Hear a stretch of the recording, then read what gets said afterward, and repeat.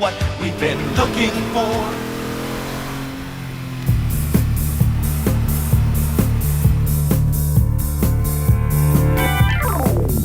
Now the Taurus was a full-size highway destroyer. Listen, Ford created Taurus for us. What's up, guys? It's Jason here, and welcome to my YouTube channel, Auto Insight. Few mourned the passing of the Ford Taurus. After all, it was March 2019 when Ford announced it would no longer produce the car. That year, there were 9,924 Tauruses sold for a good 0.01% share of the global market. Tesla, on the other hand, sold 195,125 cars, 10 times its 2015 sales. And Toyota sold 336,978 units of its best-selling Camry model. At this point, the Taurus was a relic from the 1990s. MotorTrend compared owning a Taurus to wearing wet socks. Carbuzz had called it irrelevant for the American market 3 years earlier. Sometime later that year, the last Taurus rolled off the assembly plant in Chicago and the world moved on. It hadn't always been this way. Between 1992 and 1996, the Ford Taurus was the best-selling car in America. Over 3 million models were sold during its 34-year run between 1985 and 2019. When the Taurus launched, it was named MotorTrend's Car of the Year, the same company that compared it to wearing wet socks 34 years later. It was fuel efficient, it was aerodynamic, it was cutting edge. It saved its parent company Ford from bankruptcy back in the day. It triggered a rebirth of American automobile manufacturing. It was so cool that it was the car used by Robocop. Here's the story and tribute to the rise and fall of the Ford Taurus. But before we begin, if you wouldn't mind just tapping that like button for the YouTube algorithm, I'd really appreciate it. This video is quite unique because it's a collaboration with Michael over at Money Lemma. So if you enjoy it or would like to see more, let us know. We would love to hear your input. If you ever owned a Ford Taurus, be sure to subscribe and hit that notification bell for new videos each week. Thanks for doing that, and now let's continue on with what happened to the iconic Ford Taurus. The rise of Japanese automobile manufacturing. For nearly all of the 20th century, automobiles were the domain of American manufacturers, and Ford was the gold standard of American manufacturers. The iconic Model T hit markets in 1909 and immediately became a bestseller. By 1921, its market share was 61%. In 2020, the best-selling manufacturer General Motors had a 17% share. The leadership position ultimately changed hands but stayed in the American market. The likes of Chevrolet and Oldsmobile jockeyed for U.S. leadership. Things began to change in the 1980s with the ascendance of Japanese manufacturers. Toyota, Nissan, Honda, and Mazda became an existential threat to the traditional champions. In 1985, 5 of the top 10 manufacturers were Japanese, only 3 were American. So what really happened to the American car industry? Well, the Japanese car revolution seemed to happen overnight, but it really started half a century earlier. Very rarely do random things disrupt industries overnight. At the end of World War II, General Douglas MacArthur was leading the Allied nations' post-war occupations of Japan. MacArthur personally asked for help of statistician W. Edwards Deming in designing the Japanese census. Deming had developed the techniques for the 1940 U.S. Census and developed a reputation quality control process, skills badly needed in the post-war Japan where reconstruction efforts were struggling. Phone lines went dead frequently and rolling electricity blackouts were common.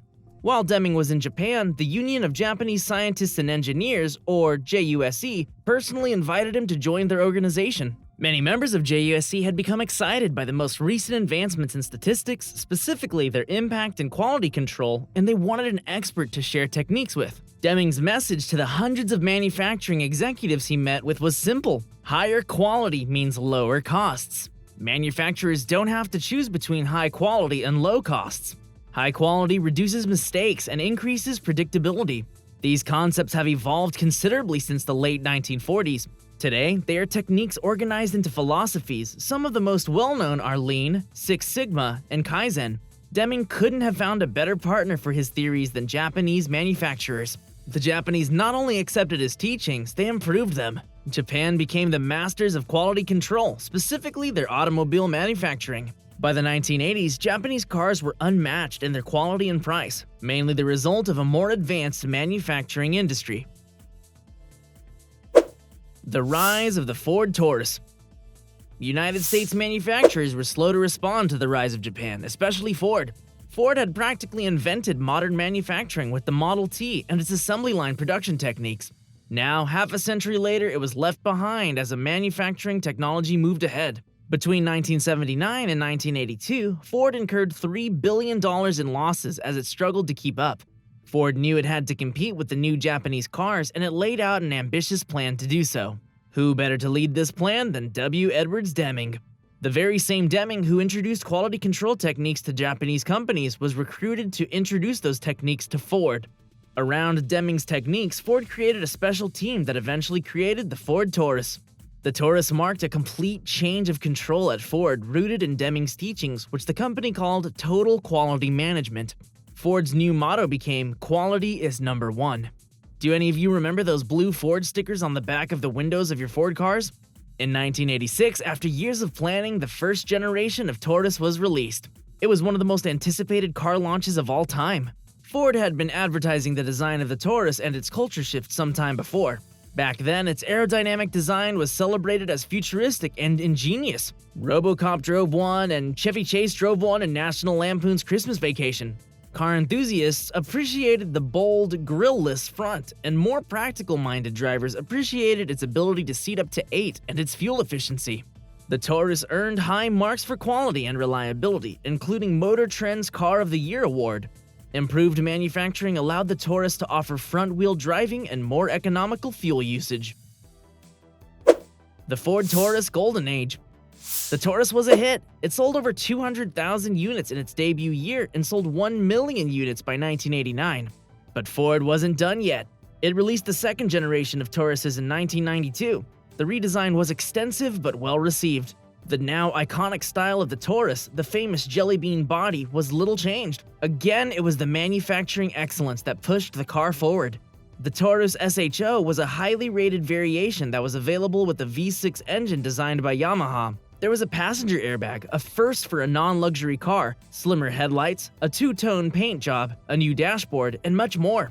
From 1992 to 1996, the Taurus was the best-selling car in America. The Taurus even had a presence in NASCAR, winning the championship in 1998. Hard to believe, but all this is true. It was truly the resurgence of quality is number one and made in America pride at its best. The fall of the Ford Taurus. In 1996, the third generation of the Taurus was released. This time, the styling changes were significant and not as well received. I'm sure all you guys here in the US have seen this generation of the Taurus. It was so shockingly different. The exterior was more oval-shaped, and despite a suite of new features, the excitement around the Taurus was fading. The problem was the design was so bold you either loved it or you absolutely hated it, and many original Ford Taurus buyers were alienated. In 1997, the Toyota Camry recaptured the mantle as best-selling car in America. Still, Taurus sales were strong. In 1999, 368,327 Tauruses were sold. A fourth generation came out in 2000. Again, redesigns were significant as the signature oval shape of the car was all but done away with. In order to keep the Taurus price competitive, Ford reduced costs by removing some features like a dual exhaust pipe. The changes did reduce the list price for a 2000 Taurus as $19,000.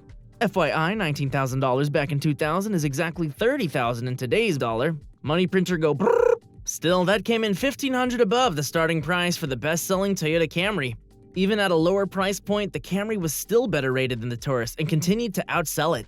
How was the Japanese Toyota able to take back the American car seller crown from the Taurus?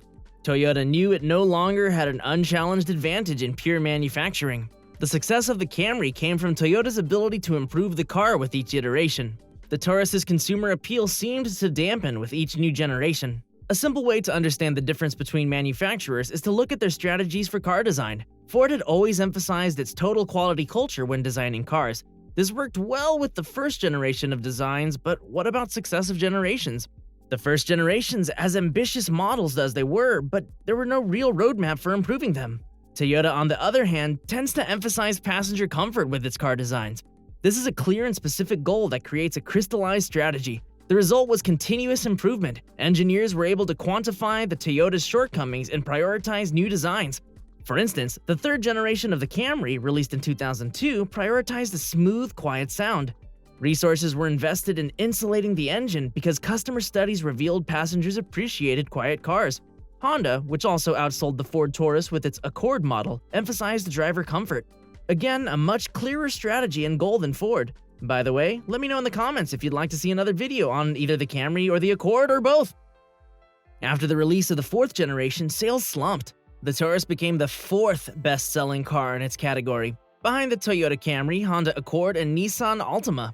In 2006, Ford announced it would stop production of the Taurus as part of a restructuring plan called The Way Forward, which included consolidating different products in similar categories to improve profitability. I still remember reading that news in that year because it was so shocking of a plan for a company that had been around in the auto industry since its beginning. In its last year, only 68,000 Taurus were sold in 2007. However, many questioned Ford's decision. After all, the Taurus was one of the Ford's best-selling cars ever. The brand resonated with millions of Americans who had purchased Tauruses. Why not try to rejuvenate it? The USA Today ran an article accusing Ford of suffocating the Taurus by redirecting resources to moonshot projects in the hopes of finding the next big thing.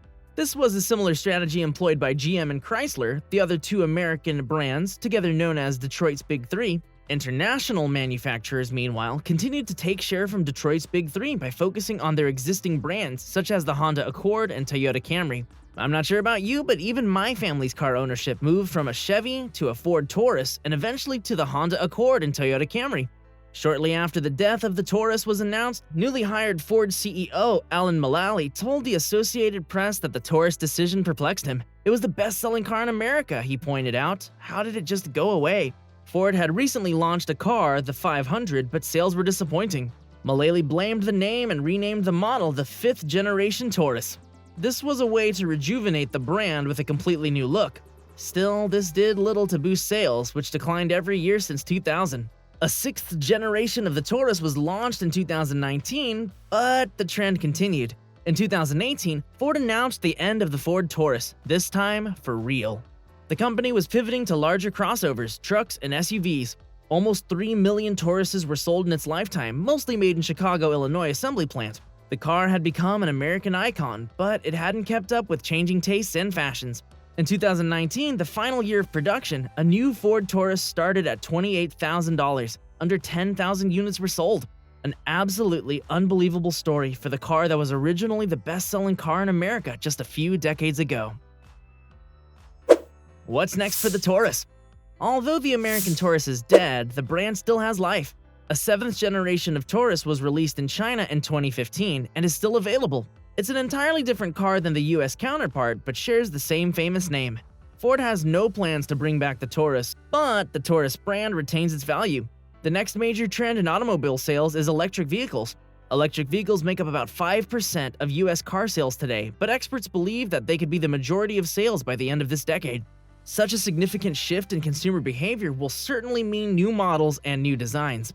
Could Ford someday resurrect the Taurus name for one of its future models? Maybe they could do something like make a Ford Taurus Mach-E like they did with the Mustang.